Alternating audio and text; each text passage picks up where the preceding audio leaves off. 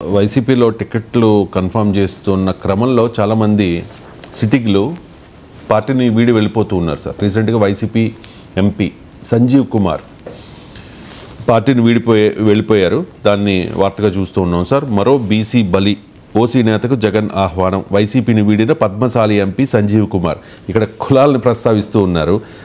YCP అభ్యర్థుల్ని మారుస్తున్న క్రమంలో బలహీన వర్గాల వారినే టార్గెట్ చేస్తూ ఉన్నారు అనే ఈ ఆరోపణని ఏ రకంగా చూడాలి సార్? ఏ పేపర్లో వచ్చింది ఆ వార్త? ఆంధ్రజ్యోతి. మరి అంత అర్థమైంది కదండి, ఇంక వేరే వివరణ ఎందుకు? అందువల్ల మీకు దీన్ని బట్టి అర్థమవుతుంది కదా. అప్పుడు పద్మశాలి ఎంపీని తీసి కమ్మ ఎంపీని ఏం పెట్టలే కదా కర్నూలులో. విజయవాడలో కేసీఆర్ ఎంపీ అగ్రవర్ణం ఉన్నారు కూడా అందరూ తెలుసు.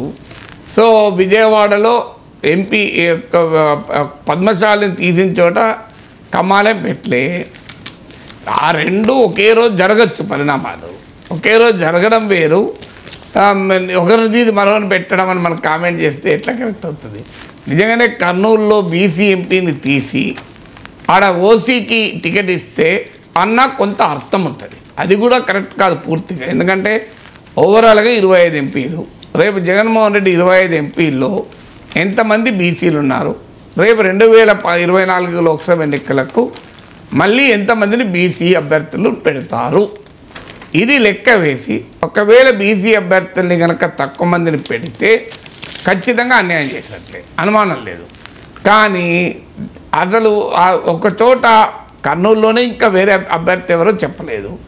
సో అందువల్ల విజయవాడలో కేశినేని నాని చేరితే కర్నూలులో సంజీవ్ కుమార్ పోతే పద్మశాలిపై కమ్మ వచ్చినట్టు ఎట్లవుతుందని నాకు అర్థం కాని లాజిక్ ఏంటంటే, సో అదో రోజు సేమ్ డే పరిణామం జరిగితే అయిపోతుందా?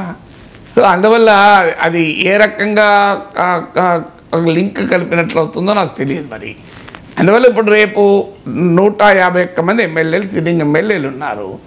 ఈ 151 ఎమ్మెల్యేల్లో ఎంతమంది బీసీలను ఎస్సీ ఎస్టీ ఎమ్మెల్యేలు టికెట్ ఇవ్వలేదు అనేది లెక్కలేస్తున్నారు. కానీ అక్కడ మళ్ళీ ఎవరికి ఇచ్చారనేది కూడా ఇంపార్టెంట్ కదా.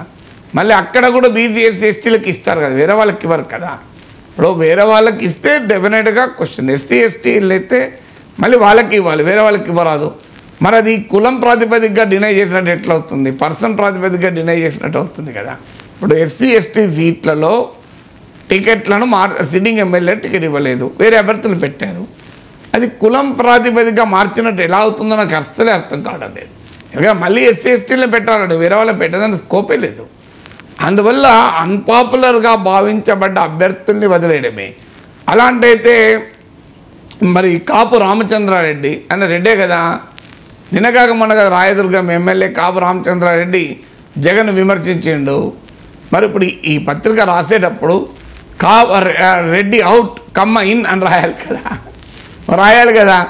జగన్ వెనకాల నార్మల్గా రెడ్లు ఉంటారు, చంద్రబాబు వెనకాల కమ్మాలు ఉంటారు అనుకున్నప్పుడు మరి కమ్మ నాయకుడు వచ్చి వైసీపీలు చేయడం ఏంటి, రెడ్డి నాయకుడు వైసీపీ నుంచి వెళ్ళడం ఏంటి?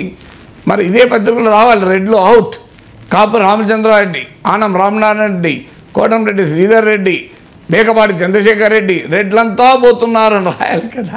సో రెడ్డి పద్మశాలి అవుట్, అగ్రవర్ణం ఇన్ అన్నప్పుడు మరి కమ్మ ఇన్, రెడ్డి అవుట్ అని రాయాలి కదా. అది కూడా ఇప్పుడే జరిగింది కదా.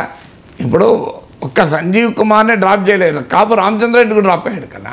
దానికేం చెప్తా, ఒక ఎంఎస్ బాబే డ్రాప్ కాలే, ఆనంద్ రామనారాయణ రెడ్డి కూడా ఇవ్వనంటేనే కదా ఆయన వెళ్ళిపోయింది. సో అందువల్ల మనకు అర్థం కావాల్సింది అంటే ఒక అభ్యర్థి అన్పాపులర్ అనుకున్నప్పుడు ఆ అభ్యర్థులు మారుస్తున్నారు. అల్టిమేట్గా వైసీపీ 175 సీట్లు ఉన్నాయి. ఈ 175 సీట్లలో 2019లో ఎంతమంది బీసీలకు ఇచ్చారు? ఎస్సీ ఎస్టీలో మారో రిజర్వ్ సీట్స్ కనుక బీసీలకు ఎంతమందికి ఇచ్చారు, ఇప్పుడు ఎంతమందికి ఇస్తున్నారు? దాంట్లో కనుక తేడా ఉండి గతంలో 2019లో బీసీలకు ఇచ్చిన టికెట్ల కన్నా 2024లో తక్కువ ఇస్తే ఖచ్చితంగా విమర్శించవచ్చు. ఇది మొదటి కంపారిజన్. రెండో కంపారిజన్ ఉంది, తెలుగుదేశం పార్టీ ఎంత శాతం బీసీలకు ఇస్తారు 170 సీట్లలో, వైసీపీ ఎంత శాతం ఇస్తారు? తెలుగుదేశం పార్టీ కన్నా వైసీపీ తక్కువ ఇస్తే అప్పుడు వైసీపీని ఖచ్చితంగా ప్రశ్నించవచ్చు. ఇది రెండో కంపారిజన్.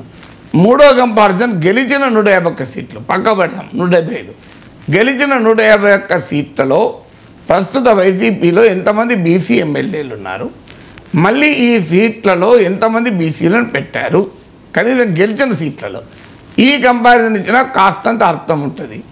అది వదిలేది కర్నూలులో ఎంపీ రాజీనామా చేసి విజయవాడలో ఎంపీ పార్టీలో చేరితే ఓ పద్మశాలి పోయాడు అగ్రవర్ణం వచ్చాడు అని విశ్లేషణ చేస్తే అది ఏ రకమైన విశ్లేషణ అవుతుందని నేను మళ్ళీ వేరే కామెంట్ చేయాల్సిన అవసరం లేదు.